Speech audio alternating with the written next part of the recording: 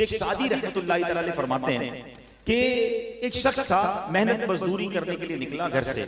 اس نے دیکھا کہ ایک اندھی لومڑی ہے اور اندھی بھی ہے اپاہج بھی ہے, دیکھ بھی نہیں سکتی, موو بھی نہیں کر سکتی. تو وہ شخص سوچنے لگا کہ اس کے ہاتھ پیر بھی نہیں ہیں, یہ دیکھ بھی نہیں پا رہی, یہ کھاتی کیسے ہے, اس کو رزق کہاں سے ملتا ہے. وہ کہتا ہے وہ اس کو وہیں تھوڑی دیر کے لیے رک گیا. اب جب اس نے حیران ہوا تو دیکھا کہ ایک شیر وہاں سے آیا, اس کے منہ میں کوئی شکار تھا. اس نے وہ شکار اس لومڑی کے سامنے ڈال دیا.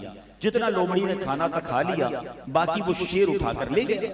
یہ شخص سوچنے لگا کہ جب رب کا ایسی قدرت ہے کہ یہ اندھی ہے, یہ اپاہج ہے, اور اس کے لیے شیر جناب کھانا لے کر آ رہا ہے, تو پھر میں تو اشرف المخلوقات ہوں, اب مجھے کمانے کی کیا ضرورت ہے, اب مجھے اسٹرگل کرنے کی کیا ضرورت ہے. وہ بندہ جا کر گھر پر بیٹھ گیا, اللہ اللہ کرنے لگا. پہلا دن گزرا, کوئی کھانا نہیں. دوسرا دن گزرا, کوئی روزی نہیں. تیسرا دن عبادت کرتے ہوئے گزر گیا, ایک ذرہ بھی کھانے کا نہ ملا, یہاں تک کہ وہ کمزور ہو گیا.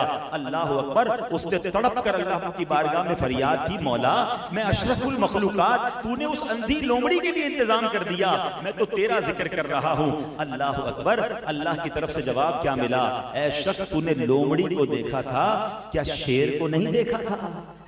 بننا ہے تو شیر کی طرح بننا, اپنے لیے بھی محنت کر اور دوسروں کو بھی کھلا.